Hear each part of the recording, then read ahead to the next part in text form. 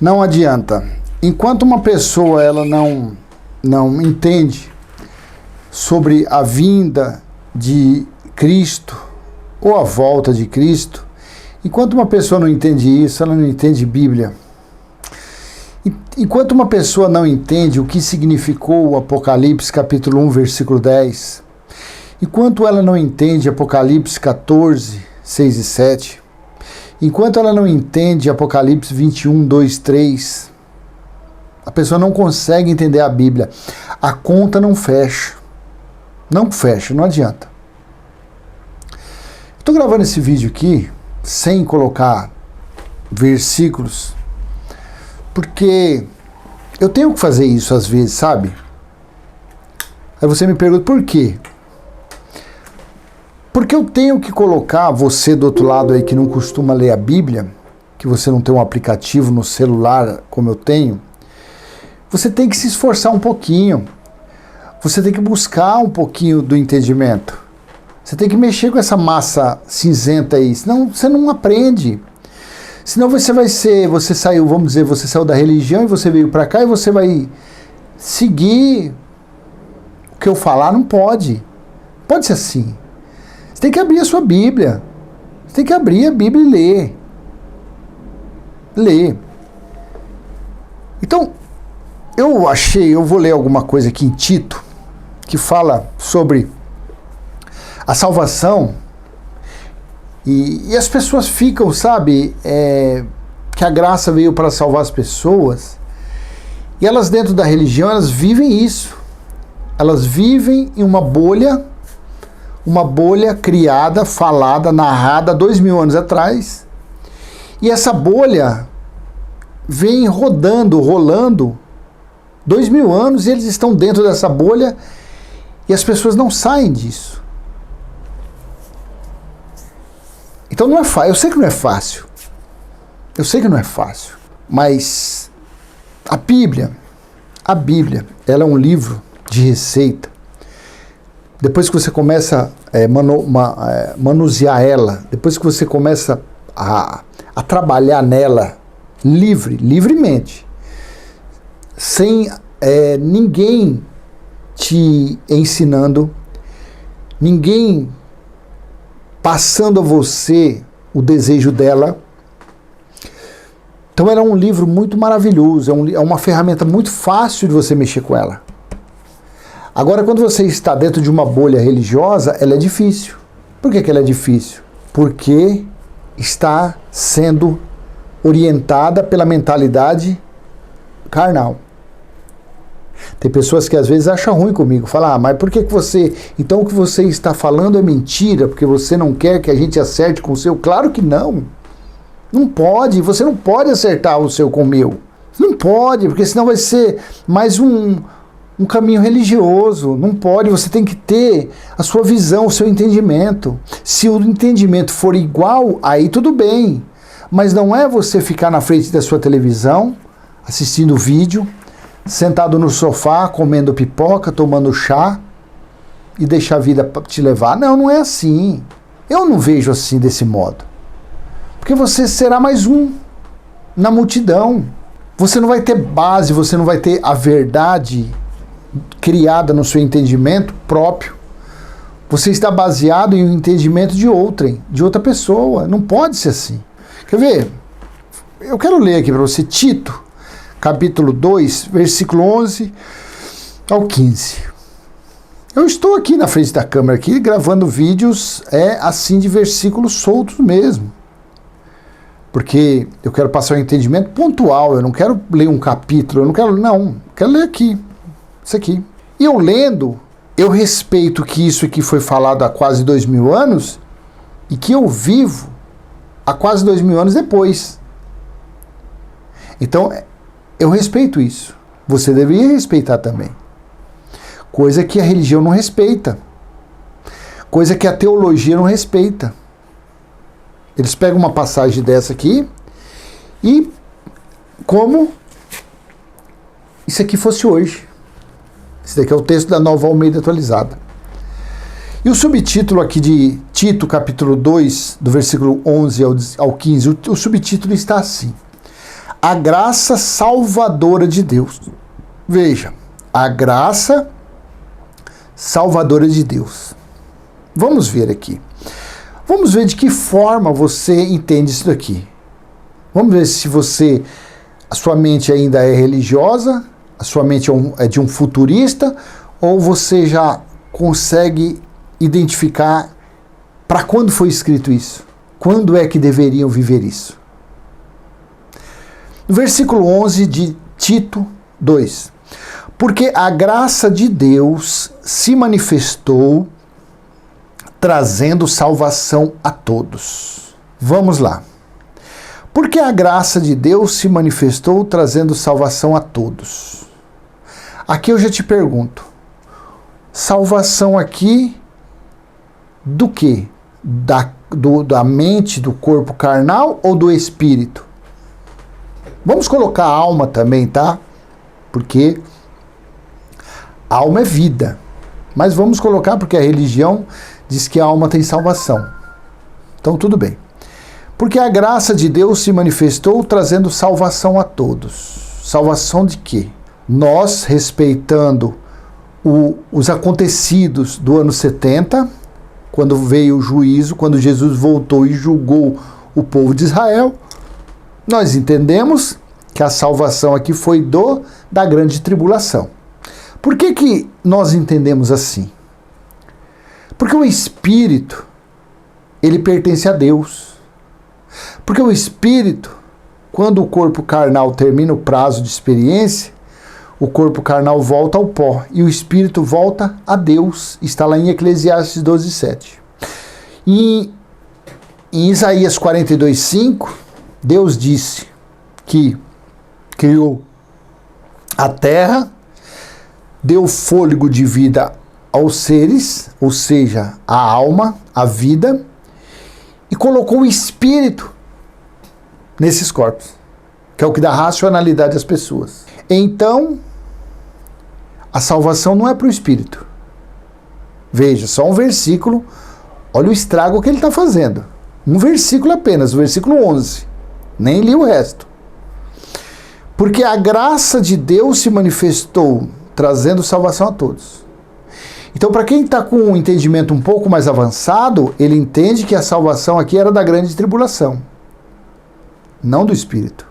Porque se o Espírito pertence a Deus, se o corpo, quando volta ao pó e o Espírito volta a Deus, então esse Espírito já existia antes desse corpo carnal. Se esse Espírito já existia, esse Espírito não precisa de salvação. Ou não é assim o entendimento? Mas isso eu quero que você esteja com a sua Bíblia aí do outro lado, lendo. E você reflita sobre isso. Então, essa salvação que Paulo falava aqui, a religião segue isso no literal. Achando que as pessoas devem estar dentro de um templo, buscando Deus, ganhando almas para Jesus, porque eles vivem em uma bolha religiosa. Já para um entendimento, para um entendido um pouco mais avançado, entende-se que aqui Paulo estava falando aos gentios que a graça ou o favor imerecido, a sã doutrina, iria salvá-los da grande tribulação. Ou será que Paulo não conhecia Efésios capítulo 12, versículo 7? Será que Paulo não conhecia? Será que Paulo não sabia que aquele corpo dele iria voltar ao pó e o espírito que estava dentro dele iria voltar de onde veio? Do reino espiritual? No versículo 12, ela nos educa para que, renegadas a impiedade e as paixões mundanas, vivamos neste mundo de forma sensata e piedosa. Aguardando, no versículo 13, aguardando a bendita esperança e a manifestação da glória do nosso grande Deus e Salvador, Jesus Cristo. Olha o tempo, olha o time. Olha que época que Paulo estava falando aqui. Olha como é gostoso ler a Bíblia quando você entende, quando você respeita as épocas. Olha como é gostoso você ler. Versículo 11, 12 e 13. Olha que maravilha de entendimento. Já se vão 11 minutos de vídeo. Paulo aqui estava falando que ele estava aguardando a volta de Jesus Cristo. Paulo aqui, a fala de Paulo não é a mesma minha e nem a mesma sua. Porque nós estamos falando do ano 70 para cá. Nós estamos falando da pausa que ocorreu lá no ano 66, a metade do ano 70, quando o dia do Senhor chegou, quando o juízo de Deus chegou contra os israelitas, e eles foram julgados. Eles passaram pela grande tribulação. Então Paulo estava falando, Paulo ainda estava no tempo da espera do reino de Deus ser estabelecido. Paulo estava vivendo uma época aguardando a volta de Cristo. Mas nós, o nosso entendimento daqui, quem nasceu do ano 70 para cá, é outro totalmente diferente. 90 graus, 180 graus. Paulo aqui aguardava a vinda de Jesus Cristo. Nós vivemos, ao contrário, nós vivemos pós-volta de Jesus, lá em Apocalipse capítulo 1, versículo 10. Era o dia do Senhor. Apocalipse 14, 6 e 7. Foi estabelecido o evangelho eterno a todas as nações. No versículo 7, veio o juízo, foi julgado. Apocalipse 18, 10. Em uma só hora, Deus julgou. Apocalipse 21, 2, 3. Vi a nova Jerusalém que descia do céu. Versículo 3. Deus estabeleceu o templo espiritual nos homens, no espírito dos homens. Versículo 6. Está tudo feito. Está tudo feito. Apocalipse 11, 15. Foi estabelecido o reino. Você consegue entender o time, o tempo, a época? Vou ler do 11 ao 13 direto, sem nada. Porque a graça de Deus se manifestou, trazendo salvação a todos. Ela nos educa para que, renegadas a impiedade e as paixões mundanas, vivamos neste mundo de forma sensata, justa e piedosa, aguardando a bendita esperança e a manifestação da glória do nosso grande Deus e Salvador Jesus Cristo. Quem aguarda então a volta de Jesus é religioso, é futurista. Quem aguarda a volta de Jesus Cristo é incrédulo, não acredita no juízo de Deus, não acredita que Jesus já voltou, não acredita. Então, se eles não acreditam que Jesus já voltou, eles estão por aí buscando a salvação. Por isso que dentro da religião eles vivem buscando a salvação. Por isso que na religião eles dizem que tem que ganhar almas para Jesus. Mas para Jesus apenas entregou o seu espírito naquele madeiro. Ele não entregou a alma. Porque o corpo e a alma é o que dava o conhecimento, o sentimento para ele, ficou no sepulcro durante 3 dias. A minha alma e o meu corpo vai para dentro da sepultura. O meu corpo com os meus sentimentos, com os meus desejos, seja bom ou mal, com as minhas atitudes, seja boas ou más, ela vai para a sepultura. E eles ficam por aí cegamente querendo ganhar almas para Jesus, buscando a salvação, porque eles não creem que Jesus já voltou. Paulo aqui estava pregando uma situação, uma época que Jesus ainda não tinha voltado. Versículo 14. Ele deu a si mesmo por nós, a fim de nos remir de toda iniquidade e purificar para si mesmo um povo exclusivamente seu, dedicado à prática de boas obras. Ensine estas coisas, também exorte e repreenda com toda autoridade, que ninguém espere você. No 14, ele deu a si mesmo para nós, a fim de nos remir de toda iniquidade e purificar para si mesmo um povo exclusivamente seu, dedicado à prática de boas obras. Por que Paulo falou isso? Porque Paulo estava na mesma situação de hoje, só que eu não falo igual Paulo. Paulo estava cercado de religiosos. Paulo estava cercado de judaizantes. Paulo estava cercado de fariseus, seguidores de Moisés. Então eles ali eram um povo diferenciado. Aqueles que estavam aceitando Cristo, que viviam Cristo, eles eram diferenciados.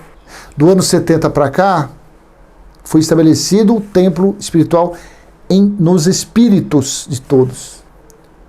E eu, tendo conhecimento, eu vou falar da forma que Paulo falava, eu vou falar hoje da forma que o religioso fala, querendo ser diferente de alguém que não está na mesma fé, querendo ser diferente de alguém que não está na mesma denominação. Por isso que eu não sou de denominação nenhuma. Por isso que eu digo sempre, quem estiver, até esse vizinho meu que eu tenho vontade de pegar no pescoço dele, que ele joga veneno aqui na cara dos meus netos, na minha cara há 10 anos, mas eu sei que no espírito dele está o templo de Deus. Mesmo um mendigo, mesmo um inimigo meu, no espírito ele tem Deus. Só que o que está aflorado nas pessoas é a natureza carnal. Então, meu irmão e minha irmã, comece a ler a Bíblia dessa forma. Comece a respeitar as épocas, as fases, os tempos dos escritos, e você vai ver como é gostoso ler a Bíblia, como você entende a Bíblia facilmente. Quando você começa a ler dessa forma, não futurizando, não colocando lá para frente o que já aconteceu. Não seja mais não esteja dentro de uma bolha como um religioso, não faça isso. E você vai ver como é interessante, como é fácil o entendimento dos escritos bíblicos, tá bom?